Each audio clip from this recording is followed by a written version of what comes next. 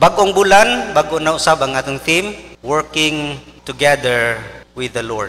Sumpay gid ni no sa atong mga gihimo nga series. As we start the year, we have to experience new beginnings, ginag-reflect sa kinabuhi sa mga Israelites as the journey paingon sa promised land nga bago ang ilang identity, then gi-renew sa Ginoo ang ilang character, molded, gitagaan og balaod sa Mount Sinai. Kita usab gimold ang atong character, gi-remove ang mga idols sa atong kinabuhi. Now we are ready to work.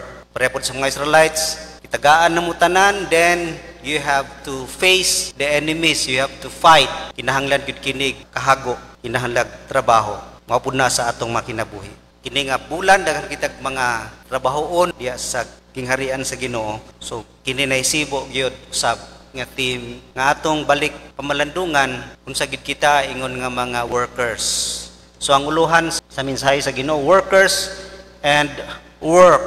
Kung ang atong text, Matthew 20:1-10, the parable sa workers in the vineyard. Text puno pud na nga pagtulunan nga maka-explain gayud unsa gyud kita nga mga workers og unsa pud ning work. So tanaw nato karon usa-usa kini. Una, ingon diha, the intense pursuit of His workers. Ang Ginoo makita nimo dinhi nga grabe ang iyahang pagpangita og mga trabahante. Grabe ang iyahang pag-recruit og mga workers. Ingon diha, for the kingdom of heaven is like a landowner who went out early in the morning to hire men to work in his vineyard. Early in the morning, sayo kaayo. Basta kanang kita mag-eskwela nga excited o magtrabaho nga excited, magsayog yun. Ngunang makita nimo diha ang iyahang longing for his children to engage in the work, gusto gid makatrabaho. Makita ang iyahang intense pursuit diha sa iyahang desire. Gusto gid siya, naagi eagerness, naagi kanang enthusiasm sa iyahang pag-recruit kay sayo gid siya kaayo. Nanginahanglan gid siya og desire gid niya kaayo nga mag-recruit og mga workers. Kalipay gyud sa Ginoo nga kita mahimong mo engage, mahimong mo appeal sa buluhaton sa iyahang gingharian. Then makita po diya sa iyahang diligence. Diligent kay siya pag-recruit tungod kay nagbalik-balik gyud siya sa marketplace. Na ay 3rd hour, na ay 6th hour, na ay 11th hour. Balik-balik siya diha. Grabe ang iyang kahago ang balik-balik sa pag-recruit kung kinsa pay iyahang imbitaron, kinsa pay iyahang tawagon nga mahimong mutrabaho sa vineyard, mutrabaho sa parasan. Una, diligent kay siya diha. Faithful gyud ang Ginoo. Grabe ang iyahang pagpanghago sa atong kinabuhi just to seek us, to find us.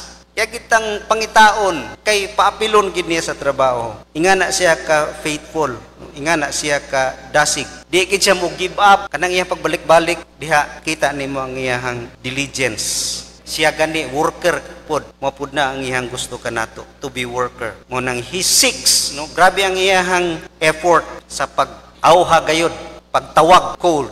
Mo nang diha makita nato nga ang pagtrabaho sa gingharian, kining working with the Lord, kining atong trabaho diha sa Ginoo, it is a call. Og ang tanan iya gyud gitawag. Mo nang balik-balik gid siya. Kinsa pa iya diha? Kamo mo trabaho, pang-appeal mo. Kamo nganong sige himo na diri. Appeal mo trabaho.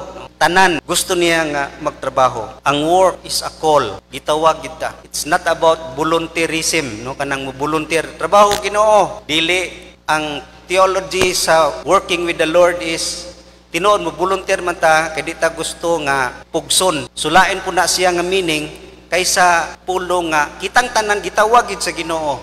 Dili ikaw mo volunteer, gitawag gid ta, gi-call ta tanan sa pagpamuhat. Ngunang di gid na tinuod og it is a myth, kanang myth dili real. Daghan moingon nga kanang mga work para lang na sa mga minister, no, para lang sa mga pastor, only for the lay ministers katong mga leader, para lang sa mga paid workers kanang gipangsuhulan, para lang sa kanang mga Christian gyud nga full time in service. Sila ra gitawag, di gyud kay tanan. Walay gi ingon dito o wala gyud qualification po dito nga giingon ang amo nga o sige tanan, no, bisag unsa mo appeal. Wala gyud pangita ang landowner og mga qualifications. tungod kay he qualified kadtong iyahang gitawag. So diha gitawag yun sa Ginoo ang tanan. Lain-lain. Munang iyang pagtawag na ay ultimate, na ay 11th hour, pero tanan gyud iyahang gitawag. Munang kita gitawag sa Ginoo, gi-call ta, nya gi-coach, gi-train, then gi-commission sa pagpamuhat. Nganong ingana gyud ka kadasig siya nga gusto gid niya ang tanan nga magtrabaho tungod kay ang rason mao ni the largeness of the work. Ang trabaho dako kaayo. Ingon diha sa Matthew 9:37-38, then he said to his disciples, the harvest is plentiful, but the workers are few. Ask the Lord of the harvest, therefore, to send out workers into his harvest field. Dako kaayong trabahoon sa vineyard. Sa gingharian sa Ginoo, daghang kaayong trabahoon. Mo nang kinahanglan og daghay workers. Mo nang tanan gayud gitawag tungod kay ang trabaho dako. The work of God, ang trabaho ni Kristo dinhi pa sa ning kalibutan na kay kita iglesia, kita man ang lawas ni Kristo nga muhimo sa iyahang buluhaton. Ang trabaho ni Jesus is restoring, redeeming, rescuing the lost, healing, meeting the needs sa mga katawhan nga naa sa mga dagko nga pagkinahanglan. Mo nang kung ato nang tanawon nga buluhaton, dako kaayo gyud. Daghay mga tawo nga troubled, daghay mga tawo nga weary, daghay mga tawo nga sick, daghay mga tawo helpless, aimless, distress, daghay mga tao nga nangawala, nga wala pa makaila kang Ginoong Hesukristo nga ilang Ginoo ug manuluwas, ug wa pa nakakaplag sa kaluwasan nga gianyag ni Jesus. Mao nang dako kaayo og buluhaton. Ang dako nga buluhaton nga we are here to meet human need and also proclaiming the gospel to the lost. Mao kana ang buluhaton gyud sa gingharian. Mao nang if you look your eyes, tan-aw nimo bisag asa na kinahanglan og Ginoo. Tan-aw nimo ang mga school, sa imong office, diha sa mga sports event, sa imong neighborhood, daghan kaayo. Mo nang giingon nga every heart with Christ is a missionary, and every heart without Christ is a mission field. Tanan nga nanay Kristo sa ilang kinabuhi, ikaw missionary. Og ang imuhang mission field, ang tanan nga wala pay Kristo. It means wala pa nakadawat ng Kristo nga ilang Ginoo manuluwas, wala pagyod naka-experiensya sa salvation experience nga nitugyan sa ilang kinabuhi nga nakang Ginoong Hesukristo nga dawaton siya pinaagis pagtuo nga himuon siyang Ginoo ug manuluwas sa ilahang kinabuhi. Mo nang pagkadako gyud sa buluhaton ug makita nimo kana karong mga panahon na few laborers. Daghay church karon nga nagsuffer kay short kaayo ang mga workers. Naay mga church karon nga way mga pastors daghan. Short na ang mga pastors, way mga song leaders, way mga instrumentalist, way mga teachers, daghan. Diha ang makita nga dako gid kayo ang buluhaton. And also, nganong gusto gid niya tanan tungod kay the limitedness of time. Ang time limitado, ingon diha sa John 9:4. As long as it is day, we must do the work of him who sent me.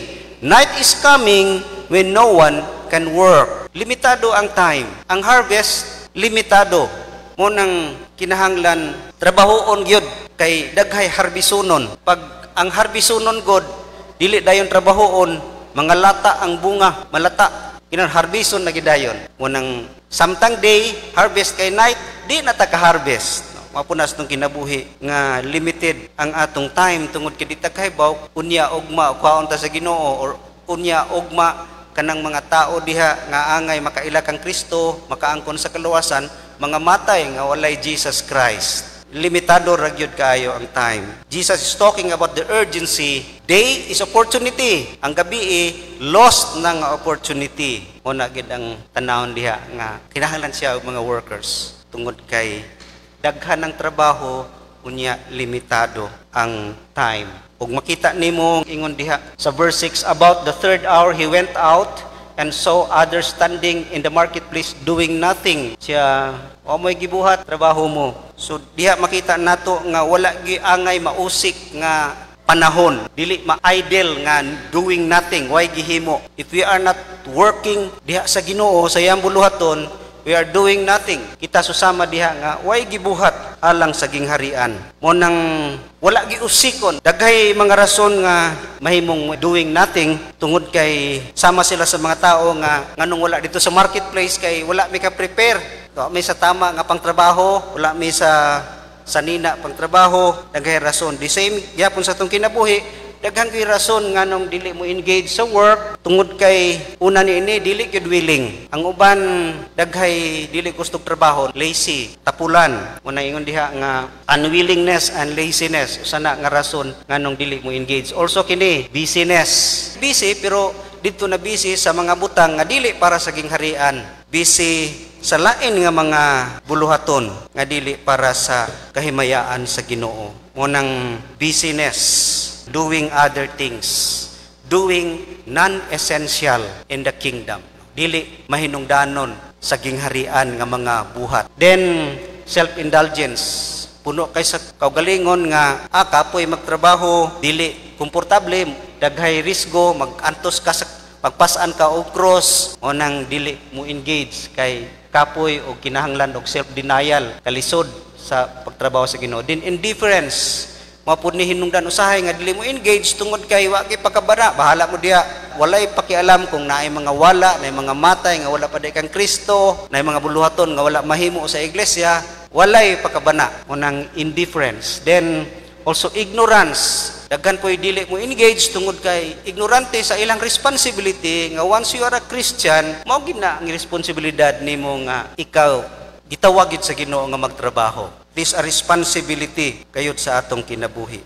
Nga daghay mga tao nga i-lift up, idasig, daghay mga tao nga nangawala nga angay dalon sa tiila ni Kristo. Ignorance of those responsibilities. Then daghay kahadlok, dili mo engage kay mahadlok, maulawan kung magsangyaw, naay kahadlok nga kung mapakyas sa ministry or kung i-reject, kung manangyaw, i-reject, isa po na nga nganong di gyud mag-appeal sa buluhaton. Hadlok og rejection, criticism, mga discouragement, fear. Then indecision, na apoy di mo engage tungod kay kutob lang sa good intention kana bitong moapil lagi ko pero dili sa ron kanang hantod na dugay wa na gid naalang sa ilang intention nga moapil gid ko pero dili sa karon.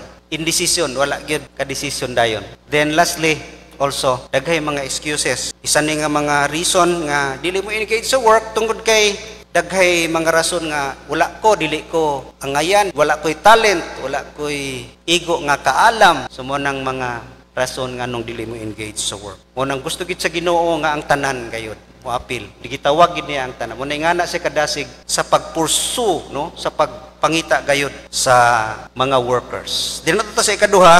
Next is the ideal plan for his workers. God's ideal plan for his workers. Kaniya is intense pursuit. Dinhi ang plano gid sa Ginoo sa mga workers. Labi na sa iya mga kaanakan, kanang pulong diha nga gihire ta niya, gitawag ta niya to work in his vineyard, to be in his vineyard. Diha gid sa iyaha. Giplano nagyudaan na sa Ginoo. Munang ingon diha nga God designed us to work. Sa sinugdanan pa gi-design na tandaan sa Ginoo alang sa buluhaton, bisan sa paghimo pa sa tao, sa paghimo ang Adan. Kanato ingon diha nga God works for us. He works in us and He works through us. So nagtrabaho siya para kanato dito sa cross, giluwas ng tanan, gi-save ta. Din pag humag-save, nisulod siya sa itong kinabuhi, gi-change ang atong character aron gamiton ta niya sa iyahang pagpamuhat ngadto sa kalibutan. Wala na si Jesus Christ, we are the church. Munang He works for us, in us, and through us. Muna ang tinuod niya Christian. Daghang kay debate, mga reels diha sa Facebook nga kami ang tinuod nga relihiyon, unya mao gini ang tama nga theology, pero kung imong tan-awon gyud, mao ni ang tubag sa tanan. Di na maglalis kung kinsay una nga relihiyon. Kung sa imong kinabuhi nakita ang pagpamuhat sa Ginoo nga naluwas ba ka, unya nausab ba ang imong kinabuhi, unya nagamit, nakita pa karon si Kristo sa imong kinabuhi nga nagpamuhat, pinaagi kanimo nga nausab ang imong kinaiya. So mao kana ang Christian, walay mga religion ana. Unang God designed us to work og siya nagapamuhat sa atong kinabuhi. Nga kita karon nahimong instrumento. Kita karon iyahang kamot tiil nga mobuhat tungod kay giusab na niya ang atong kinabuhi aron ang iyahang kinaiya makita og mo perform sa buluhaton, to heal the sick, to meet the needs, to share the gospel to the lost. Mo na yung mga dagko nga buluhaton sa gingharian. Mo nang ingon diha nga we are saved for works, not by good works. It means sa kita wala na luwas pinaagi sa buhat kundili Giluwas kita para mamuhat. Ingon diha sa Ephesians 2:10, we are God's workmanship created in Christ Jesus to do good works. Kay kung nausab na ta, makahimo na ta pag-work. O nang God designed us to work. Mao gina ang iyang plano sa sinugdanan pa. Nga kita, expression of God. Paghimo kang Adan, image of God. Kung makita nimo si Adan, makita nimo unsa ang Ginoo. Pero nakasala man, mo to'y napakyas ang image sa Ginoo sa iyang kinabuhi. Mo tong nausab ang iyang kinaiyahan. Karon lain kita. Si Adan walay Christ inside. Kita naa. Muna'y nakalahi nato. Kay naatay Christ inside, nga muhimo, upadayag, ngadto sa katawhan. O nang God's designed us to work. Unya, God destined our work to bear fruit. Gisave ta, aron mo bear gyud og fruit. Nga mahimo gyung mapuslanon, nga mo yield og interest diha sa gingharian. Kana bang murag nagbutang ka og kwarta sa bangko mo interest, mapunas nung kinabuhi. Ang ato gyung trabaho is to impact the world, to make a difference. Maghimo gyud kalahian sa kalibutan. Kita gyud mga suga, kita gyud ang buhi nga testimonyo o witness kung unsa ang Ginoo. We are living letters. Ang atong kinabuhi, living Bible nga makita sa katawhan. Mubunga kini og mga tao nga mausab, mga tao nga makaangkon sa mga pagtagbo sa Ginoo. Mo nang we are saved to be a blessing to others. Ikaw ang tubag sa mga pag-ampo sa uban. Nagay nag-ampo sa Ginoo, ikaw ang gamiton. Kita gidestin gayud ang atong work na mubunga gid kini sa atong kinabuhi, labi na sa iglesia. Whatever we do in life become our platform to teach about the Lord Jesus Christ. Mao na ang ideal plan gyud sa Ginoo sa iyahang mga workers. Then lastly, God's immense price for His workers. Ang ganti karon sa iyahang mga magbubuhat. Itawag niya tanan magbuhat og tanan gayud makaangkon sa ganti. Diya sa verse 9, ingon diha, the workers who were hired about the 11th hour came and each received a denarius. Kining 11th hour, isa na lang ka oras iyang trabaho. Nasuko tong uban kay ang expectation nila nga katong gi-hire sa 11th hour, gitagaan man og tibuok adlaw nga suhol. So expected sila nga kami ani kay na-hire me 3rd hour, 6th hour, dako gini among maangkon, pero ang gihatag sa ila the same, denarios ra gyapon. Parihara ang sabot sa price. So para sa 11th hour nga worker, ang suhol sa yaha is grace. Grasya gyud na. Grasya para kaniya kay usa ka oras sa iyang trabaho, pilay adlaw ron sa usa ka trabahan, 600. Sa ka oras ra imong trabaho gitagang 600. Katong tibuok adlaw silang trabaho 600 pod. Di ka angayan tagaan og 600 kay usa ra ka oras sa imong trabaho. Grasya gyud. Grasya ang pag-recruit sa Ginoo sa mga workers. Kita iyahang gitawag by His grace. Di magita ang ngayan tanan. We receive that appointment by the grace of God. Wala kita na sa Ginoo unsa imuhang abilidad. Gani tawagon na bisag kinsa diha katong may abilidad. Tagaan ako abilidad. Wala siya nangitag abilidad. He qualified sa iyahang gipangtawag. Makita nimo ang ipangtawag ni Jesus, mga disciples, mga fisherman, dili itong mga maay manulti ba nga mga poet sa English literature sa una. Kadto unta gipangtawag kay mga maayo gito sila manulti, pero wala. He qualified sa iyahang gipang call. Wanang walay conditions, no application form, wa nangayo ang landowner o resume, mao ni ang kinahanglan imong tumanon, ini ang requirement. Wala. Kitang tanan grasya gyud na. Wanang ang trabaho nga gihatag kanato sa Ginoo, opportunity gyud na, pribilehiyo gyud na nga ihatang gitawag nga magtrabaho tungod kay grasya na alang kanato. Ya kitang sangkapan, provided everything para sa buluhaton. Unang grasya gyud nga pagtawag kanato. Then ang grace diha pinilo-pilo. Tanaw na to ang Matthew 19:29. And everyone who has left houses or brothers or sisters or father or mother or children or fields for my sake will receive 100 times as much and will inherit eternal life. So mo ni ang grasya gyud kaayo. Pinilo-pilo 100 times. Murag ang grasya sa Ginoo is 10,000 times ang interest. Interest sa mga kuan karon 10%, 10,000 times interest. Kay kini gitawag nga ganti sa atong paghago sa atong mga nangawala pud kanato. For our labor and loss, Tinuod na sa atong pag-alagad, daghay mabiyaan. Mabiyaan ang atong gusto, mabiyaan ang atong pamilya, usahay, mabiyaan ang atong mga ganahan sa kinabuhi, atong mga desires, tungod kay sa iyahang pag-call kanato, niya na nga buluhaton. Mao ni ang bayad. Mao ni ang iyahang price kanato, 100 times. Ikaw mabayran will receive 100 times. Nawad-an kag mga balay, we lose money, time, treasure, mapilo-pilo na. Unya, napagipakapin, nga labi kay mayong danon, you will inherit eternal life. Kinabuhing dayon dito sa langit. Nindot kayo ang ganti kayo tungod kay kining grasya, no, kining grace. Kadto ra gyud ning 11th hour.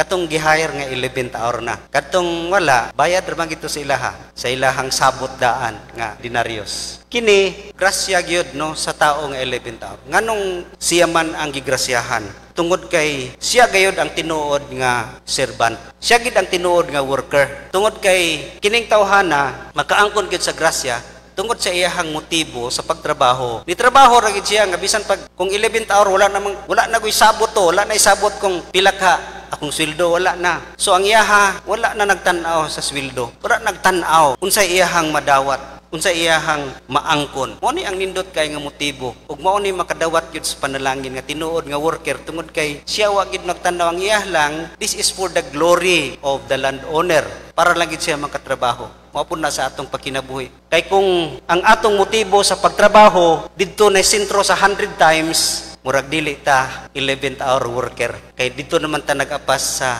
100 times. Dili gyud ang mauna ang imuhang concentration. Kung dili nagtrabaho ta ang motibo ra gyud. Bahalag way sweldo, bahalag maalkanse gyud sa atong pagkinabuhi. Pero alang sa kamayaan sa Ginoo. Everything we do it for the glory of God. Mo nang nindot nga trabahante. Mo nang siya nakadawat ni ana nga grace. Mo na ang worker kinahanglan tambok, fat.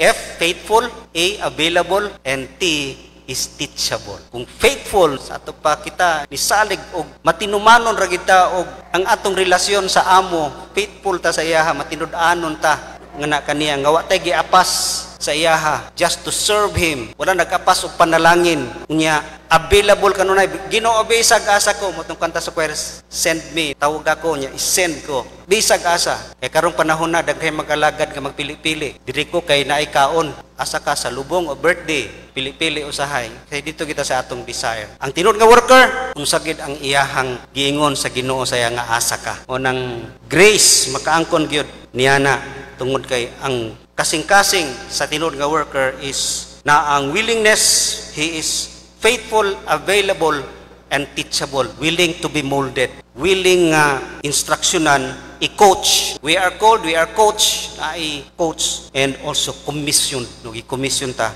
yan ang buluhaton. So mo na ang isa ka prize, grace. And also, the other prize is growth. Pagtubo, tungod kay maunay dako nga ganti. Kay kita mag-apil sa buluhaton, pareho aning mga nag-eskwela, OJT, on-job training.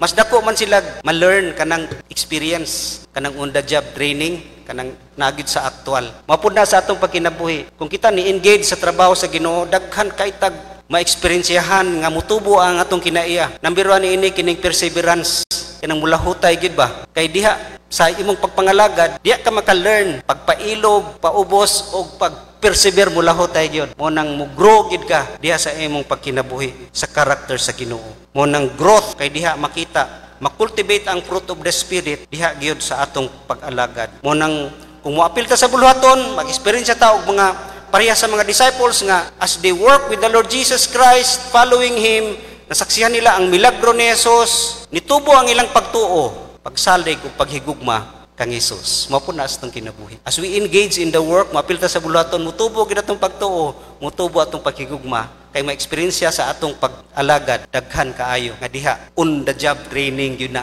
sa toa. Then lastly, gladness. Kalipay gyud. Ingon diha sa John 15:8 and 11, this is to my Father's glory that you bear much fruit, showing yourselves to be my disciples. I have told you this so that my joy may be in you and that your joy may be complete. Kompleto atong joy. Kung wa ka nagtrabaho sa Ginoo, surprise ra nga kalipay, temporary, mawa ra pod.